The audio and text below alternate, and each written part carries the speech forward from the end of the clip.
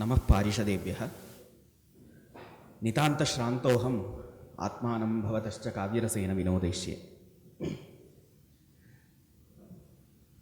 संस्कृतसाहित्यस्योपरि भगवत्याः श्रुत्याः प्रभावम् अधितिष्ठन् अधिकुर्वन् वक्तुमिच्छन् संस्कृतभाषामादित्सुरपि भवतां सुबोधत्वाय आङ्ग्लेयीं भारतीम् आश्रित्य भाषिष्ये। Coming to the relationship between Vedas and Sahitya, one of the first poeticians to deal with this question at some length is Shankar, a Maharashtrian. He was both a poet as well as a poetician, the author of Vidhasalabanjika, Bala Ramayana, Bala Bharata, and Karpura Manjari, and also an author of a work on poetics called Kavya Mimamsa. There, he speaks about how, without the knowledge of Kavya, it is sometimes difficult to interpret Vedic passages and Vedic hymns. He speaks in this tone, Upakaratvad Alankaraha Saptamam Angamiti Yayavariyaha. He calls Alankara Shastra, Sahitya Shastra, as the seventh Vedanga. Ritecha Tatswarupa Parijnanat Vedartha Anavagatehe. Because at times, if you are not aware of Alankara Shastra, it is difficult to interpret Vedic passages. And to prove his point, he takes the example, this famous example of Dvasuparna Sayuja Sakhaya, and explains how, without the knowledge of the Alankaras, Upama and Vyatireka, I personally take, instead of Upama, it should have been Rupakatishayokti. But anyhow, without the knowledge of Upama and Vyatireka, for example, the famous Sanskrit verse, Shaila Ivonnata Santaha Kintu Prakriti Komalaha, is an example for Vyatireka, where you compare two things and then set out to describe the difference between the two. So here, the Jivatman and the Paramatman are compared to two birds. But then a difference between the two is also brought out. So unless you have the knowledge of this Vyatireka and Rupakatishayokti, it is difficult to explain this Vedic passage. Later on, he goes to explain, again in his Bala Ramayana, Yatkshemam Tridivaya Vartma Nigamasya Angam Chayat Saptamam. He calls it the Saptama Anga of Veda. He also posits Kavya Shastra as the 15th Vidyasthana and as the 5th Vidya, along with Anvikshiki, Trayi, Varta and Dandaniti. Next.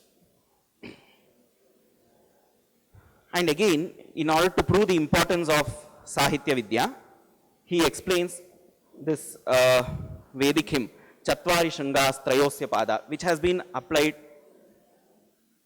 to describe Vyakarana in the Mahabhashya. He applies the same verse in context of poetry. And in the 3rd chapter of his Kavya Mimamsa, he narrates how Saraswateya, the son of Saraswati, married Sahitya Vidya, and Saraswateya was not just learned in the arts, but he was also learned in the Vedas. Next slide. Now I shall quote some examples to prove how poets have been indebted to Vedas and ideas borrowed from Vedas for their poetry. Just like the word itself, to the poets, Veda is a field of information. Information by itself is not useful to the poets. It's what they do with the information, how they improve upon the information with their imagery, that is important. And I shall be dealing, along with examples, in this order, Vedic episodes as an inspiration for a literary work. This is very rare, except for Kalidasa's Vikramoorvashiya. I am not sure of any other Sanskrit work, classical Sanskrit work, that borrows from a Vedic mythology. Vedic metrical structure revisited. Vedic phrases are parts of phrases taken verbatim to foster a poetic idea. Allusion to the Vedas for fostering a poetic idea. Allusion to the Vedas for a philosophical idea. The Vedas as Upamana and Upameya, the standard of comparison and the object which is compared. The Vedangas and their description as done by poets. The Vedas praised by the poets. Vedic rituals made the subject of description. The Vedic way of life described, and the Vedas sometimes also made fun of or criticized by poets. Next.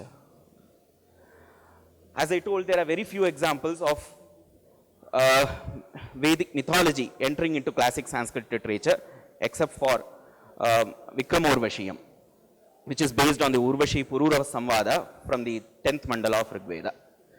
Again, Vedic metrical structure being represented in classic Sanskrit literature is very rare. You have just this one example, again by Kalidasa in his Abhignana Shakuntala. This verse said by Kanva, Ami Vedim Paritah Kriptadishnyaha Samidvanta Pranta Sanstirna Darbaha Apagnanto Duritam Havyagandaihi Vaitanastvam Vannaya Pavayantu.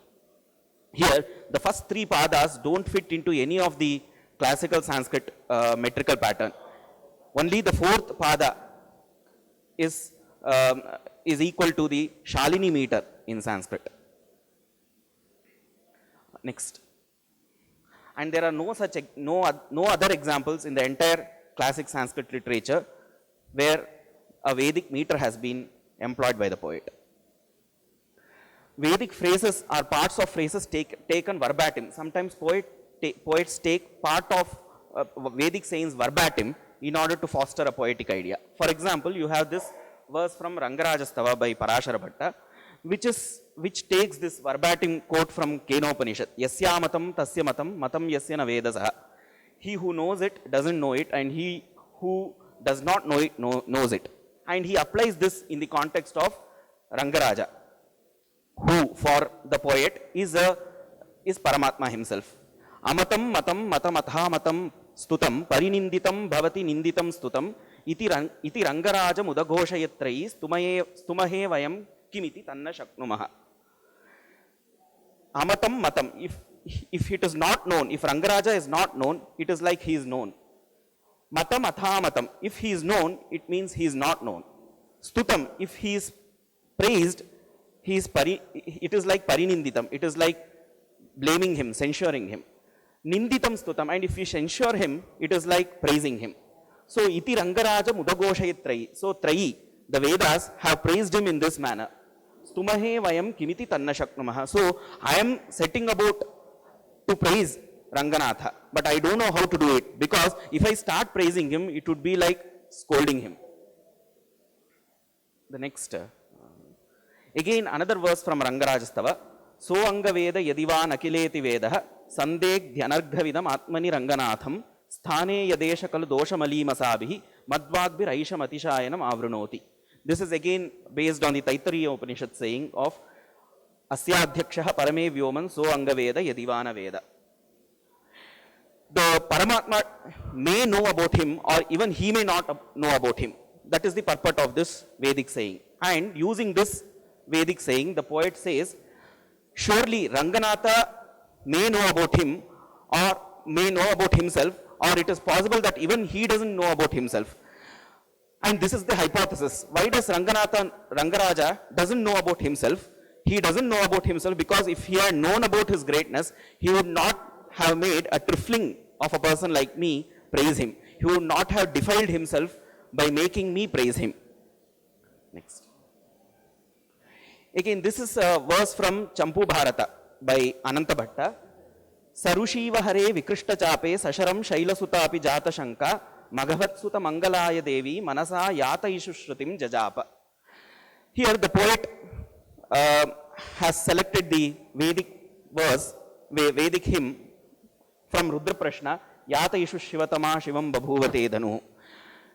And he uses it in the context of the fight between Arjuna and the Kirata, mountaineer, Shiva.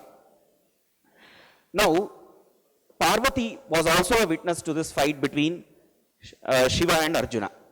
Parvati is at the same time the wife of Shiva, and also being Jagat Janani, she also considers Arjuna as her son.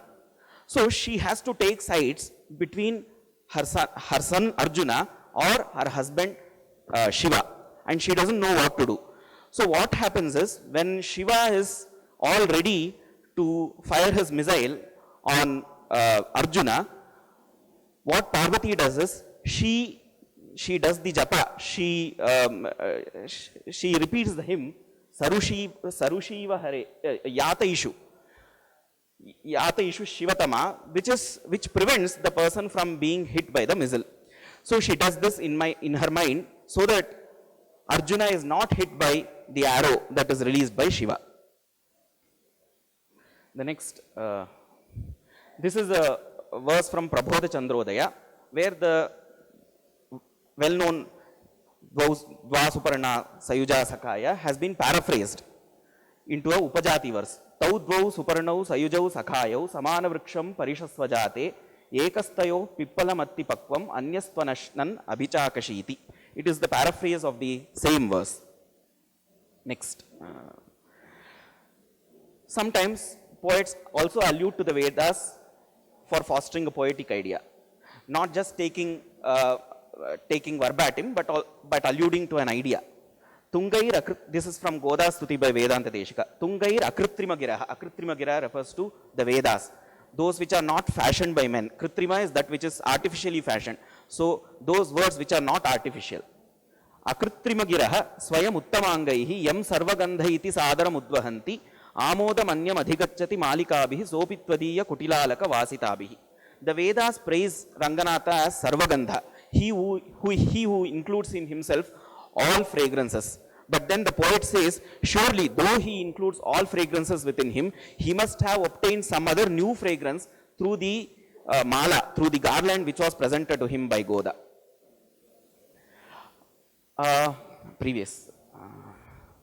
Similarly, we have other examples again from Devanayak Panchashad by Vedanta Deshika. One verse from Shivalila Arnava of Nilakanta Dikshita.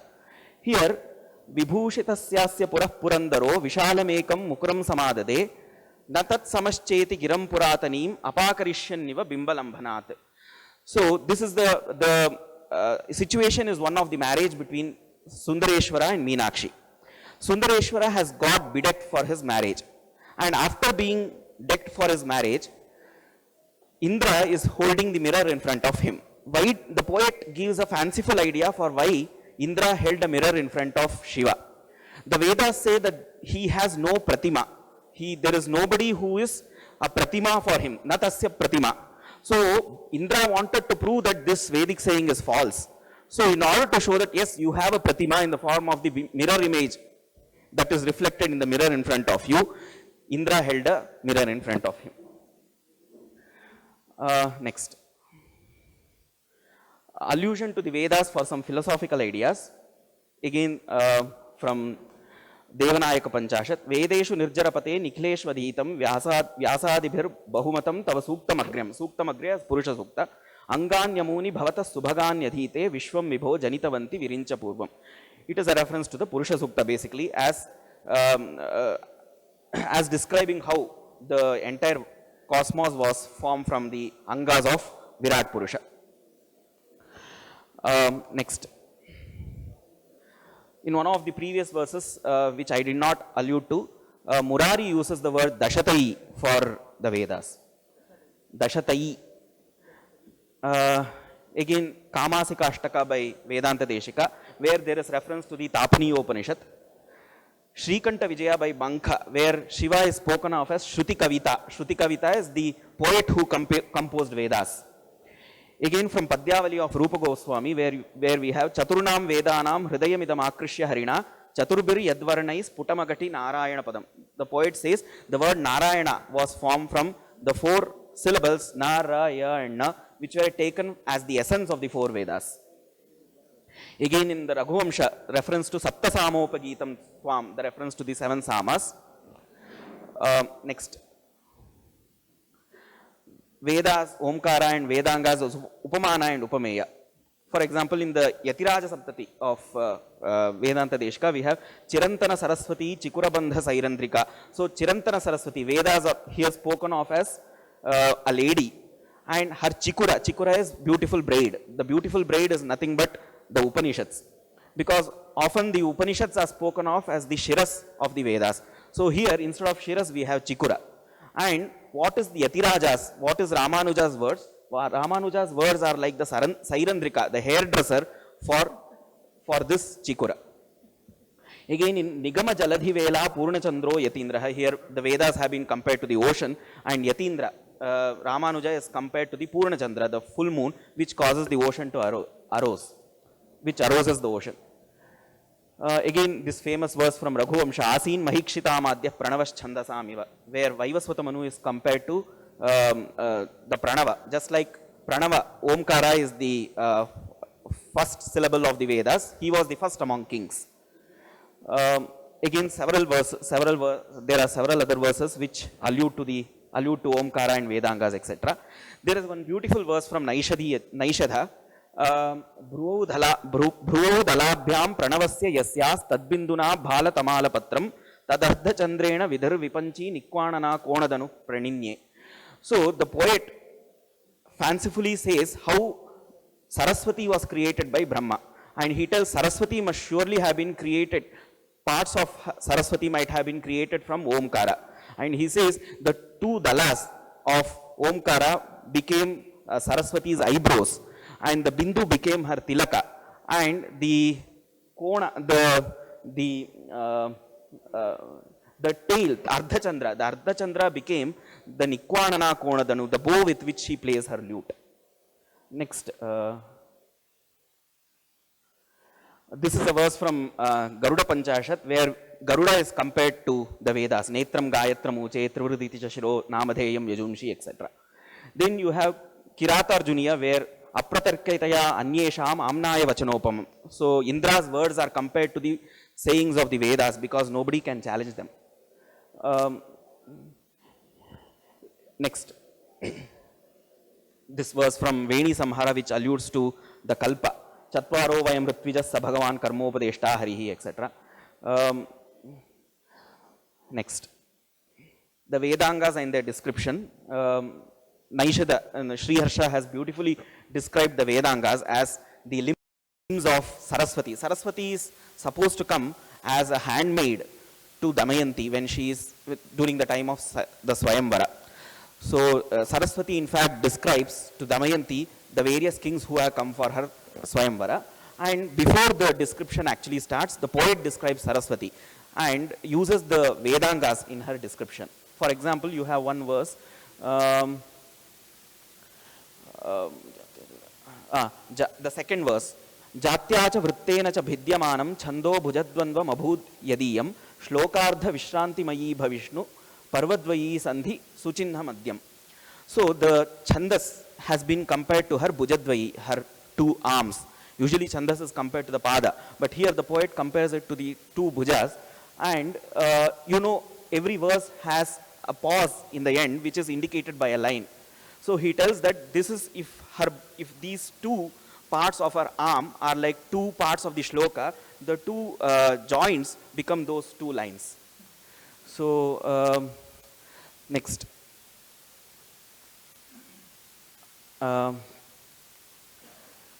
This is a verse from Shivalila Arnava, which refers to Kalpa. Pragantah karana mamushya kevalam ye prajanan bhuvi navanita nirmitam te abhyaktam navanita charchikabis tam vignya bahirapi tanmayam vijagnuhu. Referring to the sacrificial practice of smearing oneself with navanita, with butter. So previously, there was one king. The king's name is Malayadvaja. He performed a sacrifice at the end of which Meenakshi was born. And the poet says that before the sacrifice was conducted, people thought that the king's heart is as soft as butter. Now that the king was smeared in butter, they understood that not only are his interiors buttery, but also his limbs, exterior is also buttery. The next slide. praise of the Vedas and Vedangas, a verse from Prabodha Chandrodaya. Krishnajinagni samidajya juhu sruvadi patrais tateshtha pashusoma mukhair makhaischa drishtamaya parivrita kila karma kanda vyadishta paddhati ratadvani yajna vidya, where yajna vidya has been personified. She's decked in Krishnajina. She's carrying juhu, sruva and other sacrificial equipments. Next. Sometimes the Vedic rituals are also made a subject of description. These are some verses. Shivali, the first verse refers to the situation is one of marriage between Sundareshwara and Tatataka, that is Meenakshi, and refers to the Drishadarohana, the Ashmarohana rite. The second refers to the Dhruva Darshana. It's taken from Sahridayananda by Krishnananda. Arundhati Darshana. So the last is also again the Darshana of Arundhati. Dhavena sadarshi vadhur arundhatim sati mimam pashyab gatam ivanutam kritasya purvam hridi bhupate krite. No, previous. Trini krita swargapater janaditi. The situation is one of Nala pointing out to Damayanti to look at the star Arundhati, and he tells Damayanti, look at the star Arundhati, it has become very minute, and he gives a poetic reason for why the star is minute. He tells that you are greater than Arundhati. Why are you greater than Arundhati? Because you even despised Indra. You did not want to even select Indra as your husband. So you are a greater Pativrata than Arundhati. And that is why Arundhati has become ashamed by seeing you, and that is why she has been reduced to a minute star. Next. Vedic way of life is also described. For example, this verse from Mahavira Charita, Chuda chumbita kankapatram abhitas tunidvayam prishtato basmastoma pavitra lanchana muro datte tvacham rauravim. This is a description of Rama, and Rama as a Kshatriya has to wear the rurus. Ruru is a type of a deer, and its skin has to be worn by a Kshatriya. And the poet is knowledgeable about this fact, and that is why he tells Dhatte Tvacham Rauravim. The skin of a Ruru is worn by Rama because he is a Kshatriya. Sometimes Vedas are also made fun of. For example, this verse from Krishna Leela, Sri Krishna Karanamrita, not Leelamrita, sorry. It's Sri Krishna Karanamrita. Paramidam upadesham adriyadvam nigamavaneshu nitanta charakhinnaha vichinuta bhuvaneshu vallavinam upanishadartham ulukale nibaddham. So he tells people, don't read the Vedas and don't exert yourself by reading in the Vedas. The Vedas are like a forest. It's very difficult to enter into the forest. And don't tire yourself by reading the Vedas. On the other hand, if you want to find the essence of Vedas, go to the house of cowherds. There you will find the essence of the Vedas tied to a mortar. So ulukala, in the form of Krishna. Krishna is the essence of the Vedas, but where is the essence of Vedas present? It is present in the house of cowherds.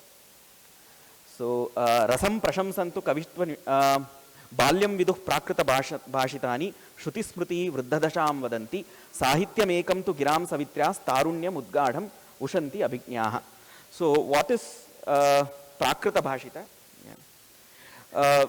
The languages of the laity are balyam, are like the childhood of Saraswati. What is Shruti and Smriti? Shruti, both the Vedas and the Smriti are like her old age. What is her youth? Her beautiful youth is nothing but literature. So with this I conclude.